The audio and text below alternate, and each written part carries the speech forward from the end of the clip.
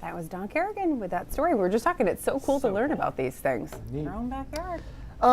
So it was not pleasant last night or this morning. I had a Dotson that was not dying to go to the bathroom outside last night. I wonder why. Yeah, weird. Pain. But yeah, kind of a small dog thing, I Yes. feel like. But no major issues with this. We had some gusty winds over down east, but that's it. And a lot of rain, but I haven't got many flooding reports, so. Hey. So not All bad. good, yeah, 2, 3, 4 inches of rain, depending on the location. I'll show you that in a second.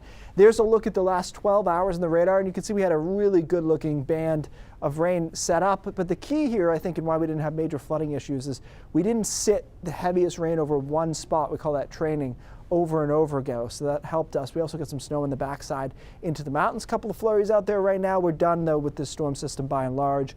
Radar, flood warning here for Kennebec River.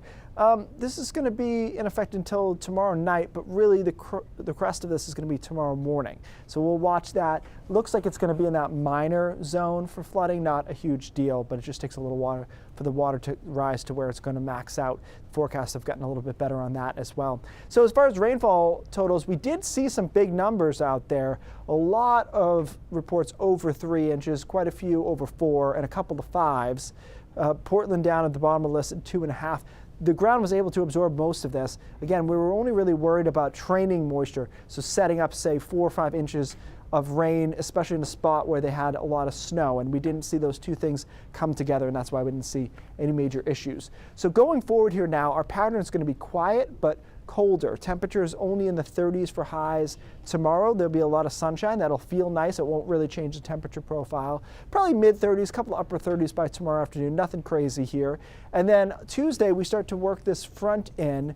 It's going to be an Arctic front, and we'll really feel the difference here as it pulls through on Wednesday, and that's when our temperatures will start to fall even more. So Wednesday, partly cloudy, low to mid 30s again, but once that front clears the coastline, watch these temperatures drop into the single digits and teens overnight on Wednesday, and then Thursday, our high temperatures struggled to get over 27, 28 degrees. So much like what we had last week, one really cold day in there. We'll start to recover after that. High pressure builds in, and once we get on the right side of things, Friday, Saturday, Sunday, we start to warm up. And actually, those days look pretty good to me, 40 to 45 with a mixture of sun and clouds straight through the weekend at this point. Our next storm system lurks out there next Monday, so it's 7 days away. There's your front, boom, down on Thursday. Back up to average or above, though, Friday, Saturday, and Sunday. And this storm's still up for grabs as to what it's going to look like exactly.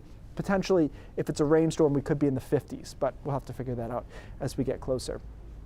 So we're watching that storm on Monday. I don't see anything that looks all that wintry. I mean, like it's chilly. What's happening here, guys, is we're putting together cold stretches that are dry.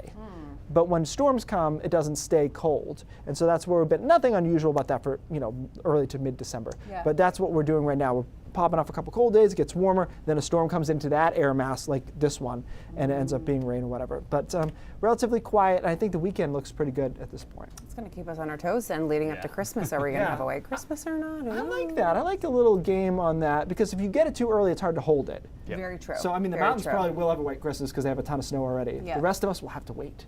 Wait and see. Yeah, All right. Thanks, Keith.